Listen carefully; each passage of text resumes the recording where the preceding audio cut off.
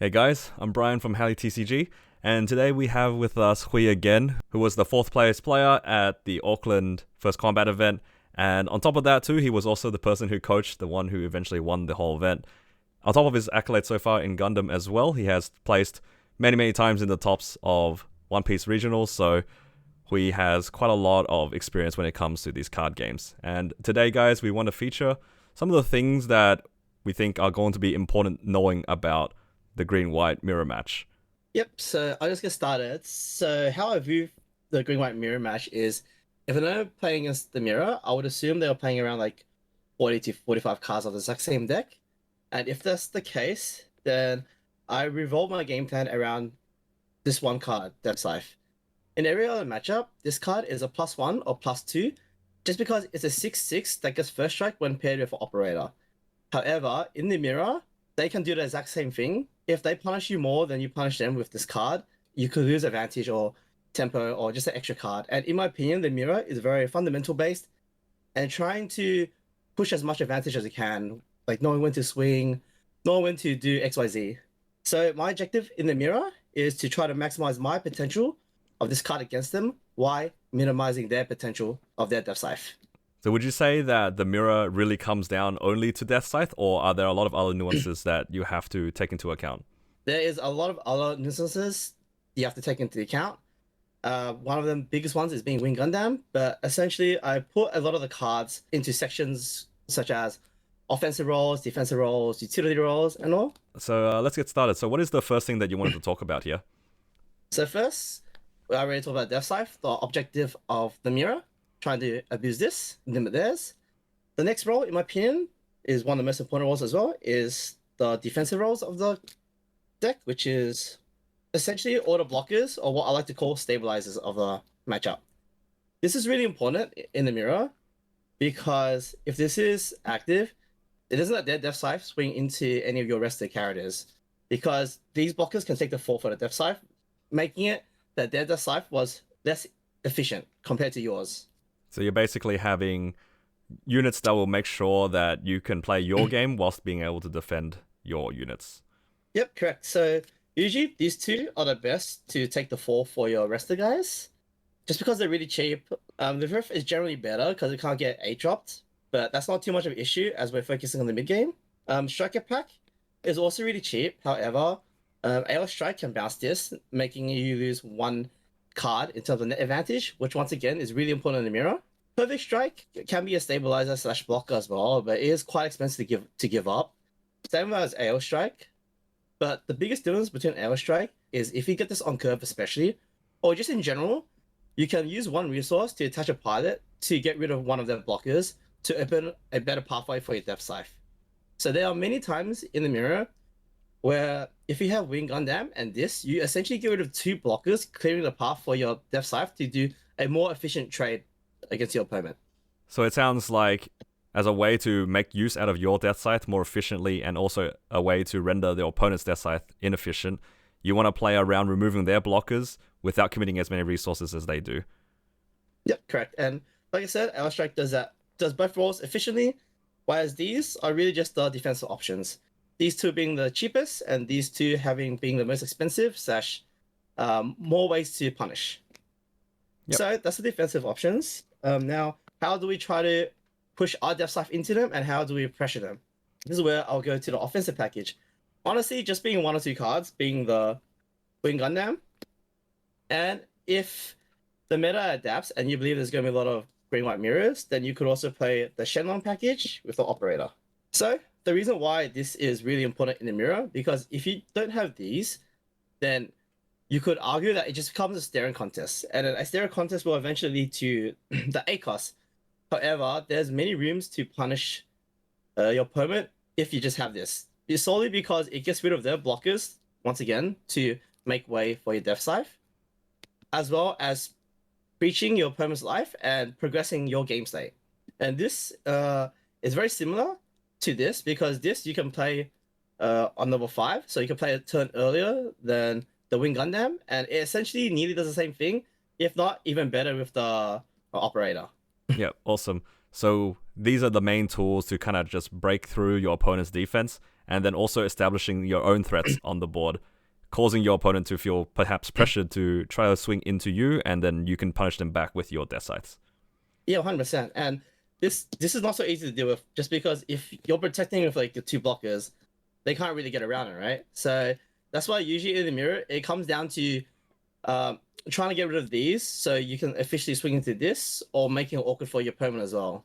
Yep. And yes, this part of it is 7/7, but obviously if it attacks into a blocker, it's going to be damaged. So your Death Scythe can first strike it still. Even though when you have a parted, it's not that strong still in the mirror without any blockers, because the Death Scythe will probably still wipe it anyway. So it's pretty important for you to have your own defensive tools whilst getting rid of theirs. And this is why I believe these two are way more important than the 8 cost, because some people view the 8 cost, the mirror, in a way where they can just wait until the 8 cost. That's not essentially the case. If you just hold your hand or play weak resources to try to get more advantage in the late game with your 8 cost, I can just pressure with this. This is a 7/7, and because you didn't play any blockers down and I rush you with this, Death Scythe can't first strike this. It's an unreliable game plan to just fully focus on that, just because there's a lot of angles for your opponent to punish you before you get to play the 8 cost. Yeah.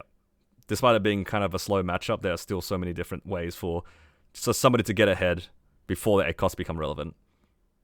Yes, 100%. That is 100% correct. Now, I guess for the other role, or the perfect lead up, is 8 costs.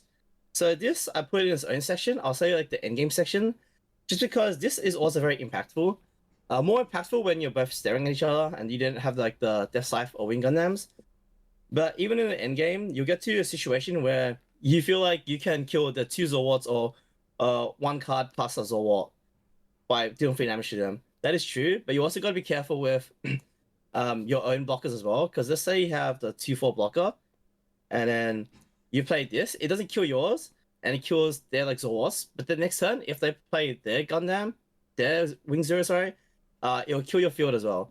So you have to be careful knowing when to play Wing Zero. Generally, it is fine to being the first one to plant it down, even if they follow up with their one and your things die. At least you have the big body first that can swing. But generally, in the end game, it is a little funky to play around this, so you just have to be wary of that as well. Yeah, because despite you wiping their board or pressuring their board, it kind of happens to you as well. Yeah, it's just the only benefit is you have to know when it's good to play this first, to have the first body down. Especially depending on the pilots in hand, you could also hold it to play with rush to become an 8/9 body. Yeah, there's like there's a lot of factors to it. So to summarize, essentially, these 3 are like the big key cards, and then the rest is really revolve around this, and then a little bit of these 2. Yep. I have some more cards to show that really do help in the mirror as well. One being unforeseen events. This card, obviously, is pretty insane. It doesn't work with Death Scythe with Maxwell, but there are times where each player are just going to park a bunch of Death Scythes, and then later they're going to use a Hero Yui on it instead to get the first strike. And if that's the case, you actually can minus it, and then they'll lose their first strike if they do it incorrectly, or you can punish it, and your guy lives, which is a big deal. Yep. That usually comes up when you're parking a Death Scythe and your opponent swings with the Wing Zero. And one of the easiest ways to remove a Wing Zero if it doesn't have any blockers is just by piloting the Hero Yui. So then your Death Scythe is a 7, which will get rid of the Wing Zero. But with the unforeseen event, then you'll be able to protect it. The next 2 utility cards, I'll say, is this Desert Base. This card's actually really important in Mirror, because in the endgame, they can try to checkmate you with like just parking the 8 cost down and just high maneuvering you. So this being 6 can save you 2 swings. And not only that, in the mid game, Breach 5 won't affect this as much as your base shield or a normal shield. And Archangel can come up in the stalemates where everyone's just staring at each other, but at least this does your 4/4 keep pressuring and then restanding it. So these are the cards I essentially play in my deck. There is another subsection I would like to add, which is, I say, the ramp and consistency part of the whole mirror. So this card is really strong in the mirror because the mirror is really slow. So this, you actually have plenty of time to use this and to search for your key pieces, making your deck actually more consistent. And these 2 rampers will also elevate your game plan to seeing your Wing Gundam first or your key pieces first. However, the downside of these is that you will lose more percentages in the aggressive matchups. And in the mirror, if you don't see this on curve, then it becomes underwhelming in the future. And in my honest opinion, I've won a lot of mirrors even when they play ramp and they play stuff on curve, because my headspace would be that knowing that, yeah, they have a one turn earlier, but if I play my fundamentals correctly, or if they do a mistake, I can capitalize on that, and I can view this game state as they have -1 card because they essentially negged 1 card just in ramp. So basically, even in the mirror, there's not that many like punishing or really strong punishing angles with the ramp, in your opinion. Don't get me wrong, it is really good on curve, but if you have the right pieces and you both roll an average, it's still very manageable for me. And as for the Searcher, like you said, even though it's a very strong card in the mirror because you can pick the right pieces that you need at different points, it does have its weaknesses in other matchups, like the aggro matchups, where you don't really have that much time to play them down. Sometimes you have to play pilots and L strikes and things like that, and it just makes it really difficult to search. Yep, that's correct. The cool thing about this package, though, as well, is that if you play big copies of these or big amounts of these, you're going first, percentages actually go up a lot because you can curve from 3, skip 4, go to 5, and you can play the search on your 5, getting a essential piece. So playing this package does make your going first in general better. However, you're taking out a lot of like tech options and block options. You're just making your deck have less power compared to consistency. One more section, which is also one of the more important ones, is your usage of pilots in the mirror. In the mirror, you have these 3 pilots usually, maybe the breach one. But these 3, depending on how you use them, will also decide the mirror. Just because this makes your Wing Gundam a 7/7 or your Wing Zero a 8/9. That's really important. So you have to pretty much manage your operators at the same time compared to playing a game. This obviously lets your def side not get minus AP. So if you expect an unforeseen to happen, then this is probably the key target. Obviously, there's some times where you can't like maneuver, but all these pilots is really important in the mirror. This also lets you attach to your Wing Gundam, and then -2 to like a lift riff, so it doesn't take damage, and then therefore your def side can't first strike it. There's just a lot of like nuances with the pilots as well that is also important that I should mention. Yep. So basically, don't be so set on having the perfect pairing. Sometimes you have to use them in different ways to just make the most out of them. If you hold your cards for too long to have the right Death Sight plus Maxwell, for example, as opposed to maybe just parking the Death Sight at a certain point in the mid game, it might cause you to lose either a lot of tempo or maybe you'll get run over or something like that randomly. Yeah, 100%. And like with all this in mind, you also gotta keep in mind as well when to really apply for pressure or when to swing. A lot of times it is okay just to be the one that has less life in base if you're gonna get more card advantage later on, or if you're gonna have more room to punish them in the mirror. Yep. So just another thing I want to ask about. There are a lot of different variations as well within green-white. Not all the green-white lists are the same. Like you said, maybe 40 cards or so would be the same, pretty much consistent across most lists. But within those 10 last cards, it does kind of change the playstyle. We've seen a lot of new deck styles adding things like the Sword Strike Gundam to be able to bounce things to have a better matchup against aggro. And also we have the Shenlong package, which has also risen in popularity. How do you navigate those matchups once you find out that is the version that your opponent's playing? So, in my opinion, with card games, right? Yeah, 50 cards. If they are putting in those packages, they must take something else out. So, if they have less blockers, then my Death Scythe does its job 10 times easier.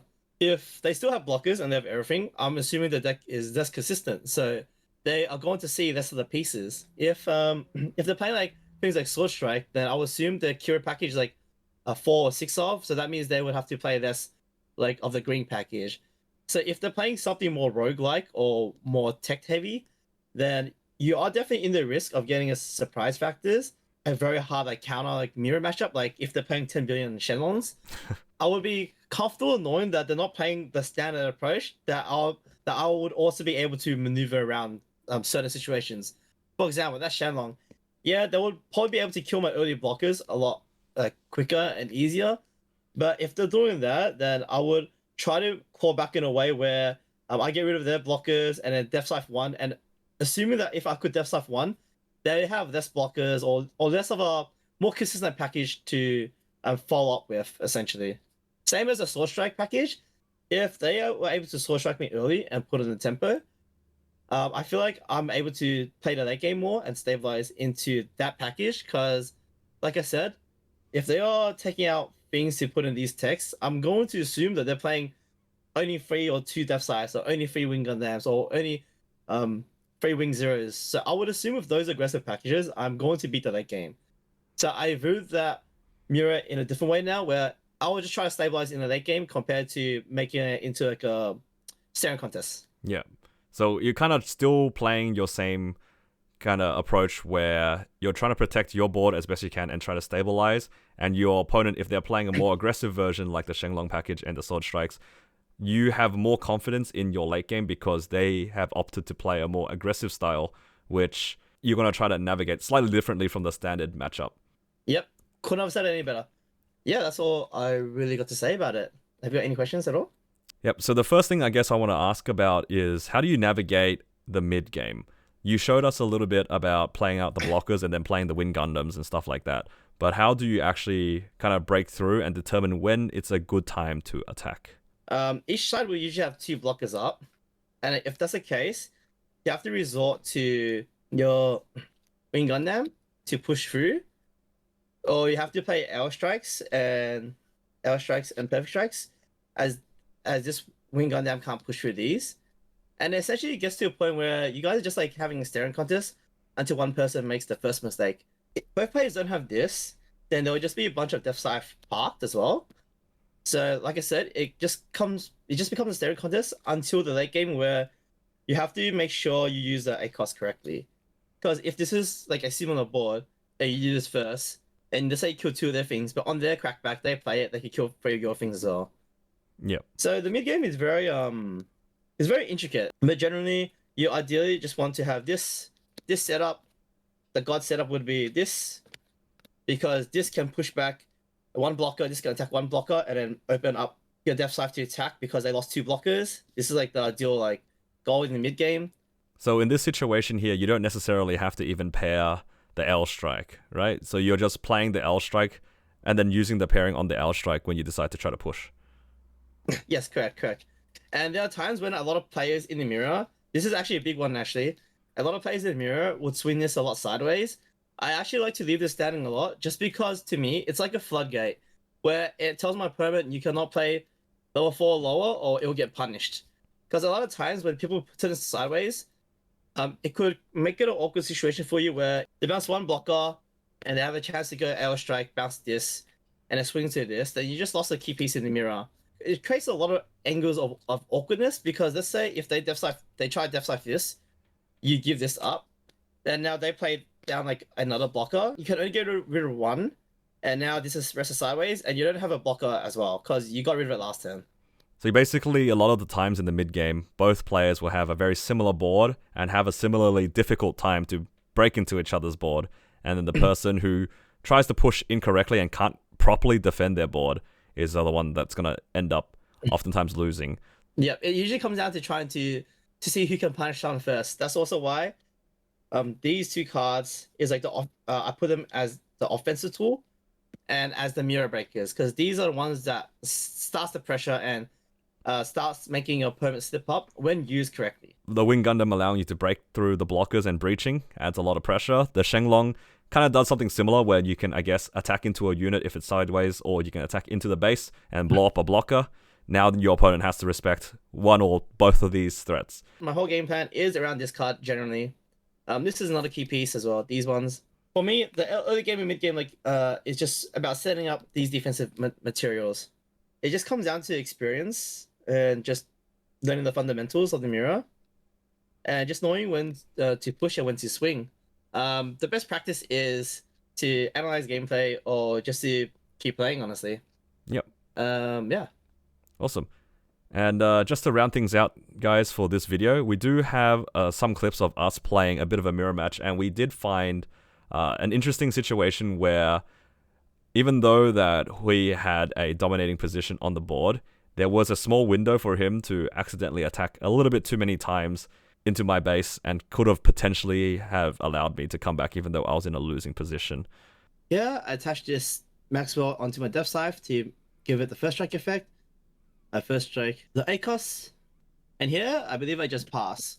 The reason being is if I pressure here, I turn things sideways, then that means he could double Death Scythe me and kill 2 things, and with 9 resources, he just needs 5 resources to do that, and then he could play down 2 blockers, and now I can't re-engage with his Death Scythe. If he drops Death Scythe, Pilot, and Maxwell here, I lose 2 things for free, and then he can play his 2 own blockers to protect his Death Scythes. And obviously from his side, he could see that my 2 Death Scythes are gone, so I lose 2 first strike ammunitions, and then that could just give him a way back in the game. Even for my starting position was nuts, even if I had win Gundam, all this stuff doesn't matter if I turn my second unit sideways and just potentially give him a 0-for-4 trade. Because normally cards in my hand, it's not as much, so it's less likely I'm going to have a Death Scythe respawn, especially 2 Death Scythes. So that's why I didn't swing at all. But let's say I do a suboptimal play, I try to crack the base, and if I turn everything sideways, he has a chance to kill my Wing Gundam and my Death Scythe. Then I don't have a Death Scythe that doesn't have the effect anymore, and I don't have a ACOS. In general, it's just not efficient to swing, potentially use stuff for free, and he could just essentially just block it up. If you see my board, I already used 2 Hiroris, and like I said, pilots in this game also matters a lot. The longer the game goes, the longer you gotta also realize that your certain pilots is now limited. My 8 cost later in the game is less effective as I can't make it tanky compared to their potential answers. Yeah, like this matchup is just essentially just a staring competition and seeing who gets punished first. In reality, this game should be mine in the first place because I'm the one who saw the Wing Gundam and he saw 0 Wing Gundams. If both players play practically perfectly, then the person in the left will always win due to the cards.